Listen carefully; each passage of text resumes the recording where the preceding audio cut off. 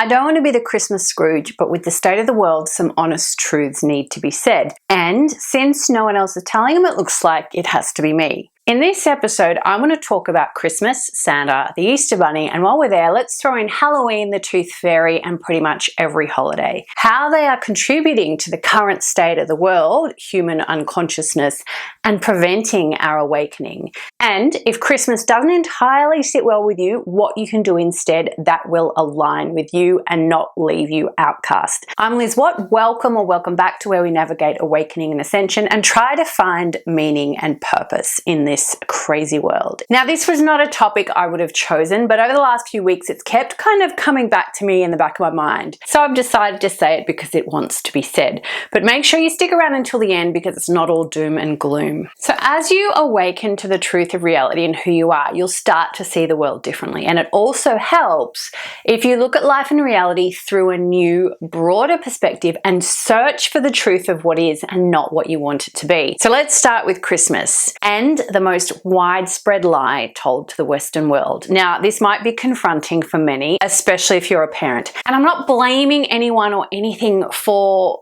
what you've done or not done because we didn't know. But just hear me out on this because this was a massive realization for me when I understood the true impact of this on our society. Santa Claus is a lie. It's not true. And for 7 to 10 years, parents tell their children that a fat man with a beard in a red suit rides in on a flying reindeer and delivers presents to children based on whether they are good or bad. Parents themselves put presents under the tree. Or they don't. Now, if the kid questions it too early, they're gaslighted not to believe themselves. They're told, of course, Santa is true, which trains them to ignore their internal compass and intuition. At some point down the track, the kid finds out it's not true, either from the parents or another kid, but it's brushed over. It's never really discussed or addressed, and life just goes on. No one gets any explanation or discussion of why. So let's just consider the implications of this. I'm not going to sugarcoat it, but this does make people uncomfortable because we've all played a part in it, and it should. We need to start questioning everything. So what are the consequences of this lie? Well, it's widely accepted that the first 7 to 8 years of a child's life are the most formative in terms of programming beliefs and behaviors and forming them into the person they're going to be. So for the first 7 to 10 years of a child's life, their most formative years, their parents, and in most cases their primary carer and authority figure, unknowingly lying to them with no explanation or reason other than that's what everybody does. Has anybody seriously stopped to consider the psychological and emotional implications of this on an individual child and an entire society? What is the implication of discovering at age 7, 8, or 9 that the people you most trust have been lying to you your whole life about multiple things? Santa Claus, the Easter Bunny, the Tooth Fairy. And that society says these lies are perfectly okay because everybody does it. What is this teaching us? Well, it's teaching us that it's perfectly fine for authority to lie to us for no reason. And we must trust them regardless because they know what's in our best interests.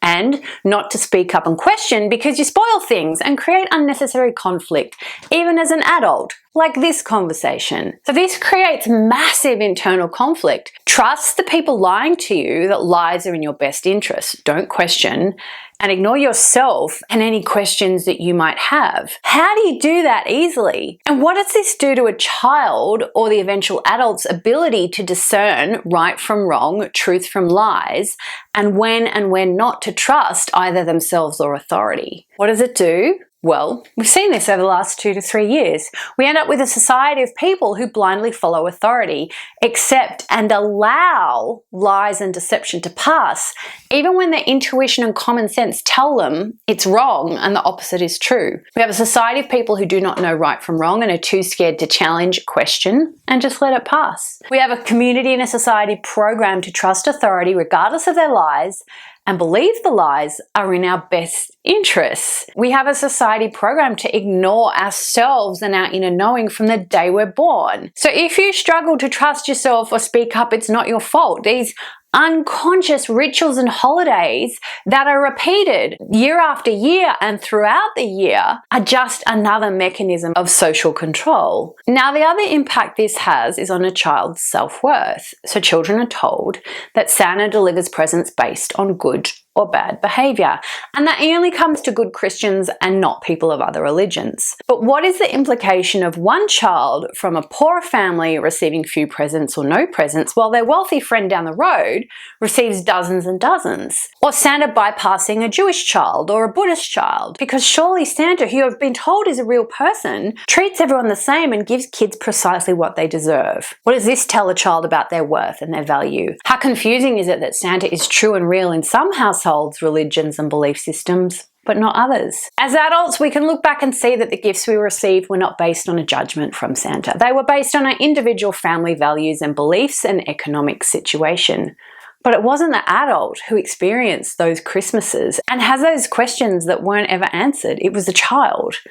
And who knows what sort of unresolved subconscious confusion and trauma that child experienced that is now playing out in them to be an obedient and non-questioning citizen. If you're a parent, I'm not saying this to make you feel bad, and I'm not telling you to go and criticize your parents and blame them for everything that's gone wrong in your life. We've all participated in this charade and illusion until now. We were all programmed to believe this is just the way things are. The world is the way it is, and none of us knew any better until now. But now we're more awake and have the choice to be different. Now, part of me wrestled with this every Christmas for the last 14 years. Do I tell my nephew the truth about Santa Claus and uphold the lie? Well, I'm complicit too. But part of waking up is seeing the world for what it is and not just picking and choosing the bits that work for you or make your life easier or that you want to keep. Waking up is seeing all of reality for what it is and consciously choosing not to participate in the illusion and the charade and maintaining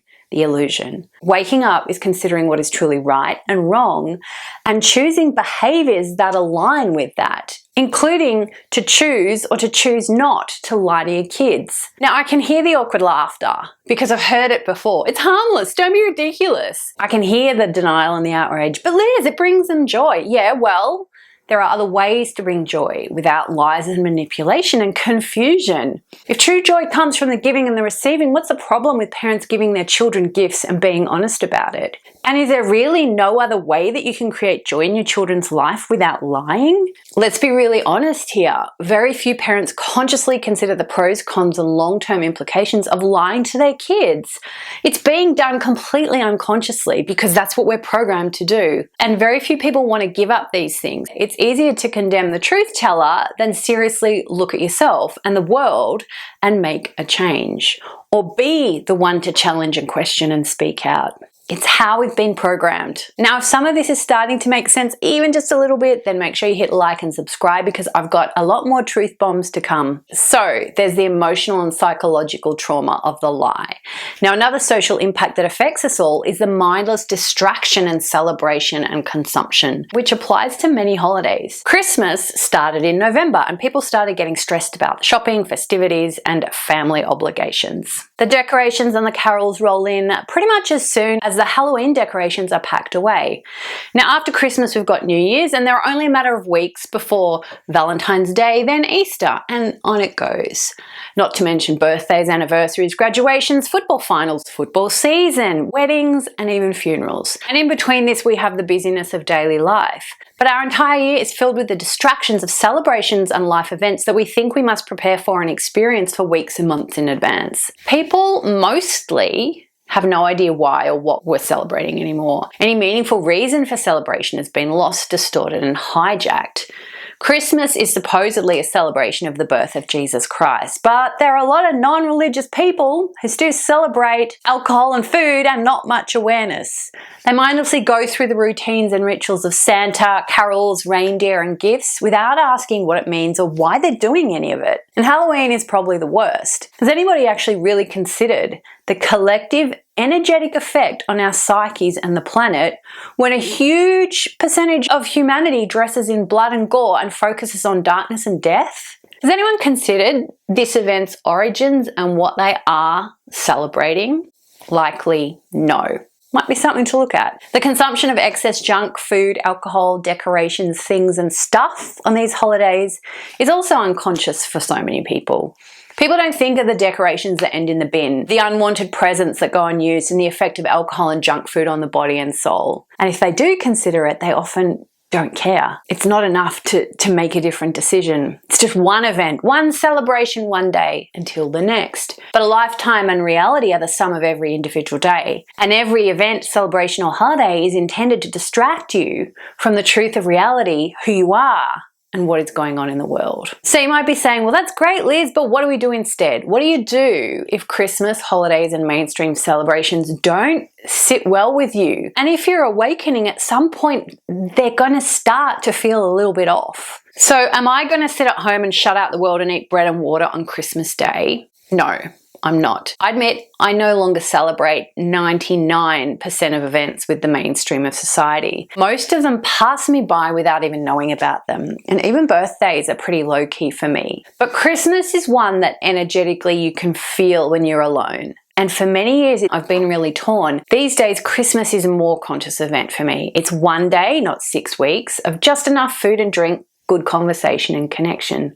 I don't do mindless gifts, and I haven't for a long time, and I don't receive them. I give gifts of service, time, words, and support throughout the year, rather than things and stuff that no one really wants or needs. I celebrate connection with family and friends rather than the birth of Jesus Christ, which, let's face it, isn't why most people are doing Christmas. Christmas is more conscious. The indulgence and unconsciousness and mindlessness have gone. Now, sure, you can call me a hypocrite for participating at all, and maybe I am. I'm trying to figure out this process too. I'm flawed, and I never claim to have it all figured out, but I've tried total denial of Christmas during the lockdowns of 2020 when I couldn't see my family and I was home on my own, and I just felt a bit sad, which isn't good for anyone.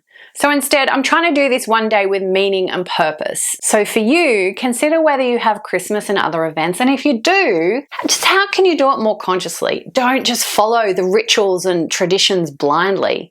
Consider what and why you are celebrating. Choose and understand your rituals and actions and be aware and make them unique for you and your family. Don't celebrate mindlessly. What aligns with your true and current understanding of the world?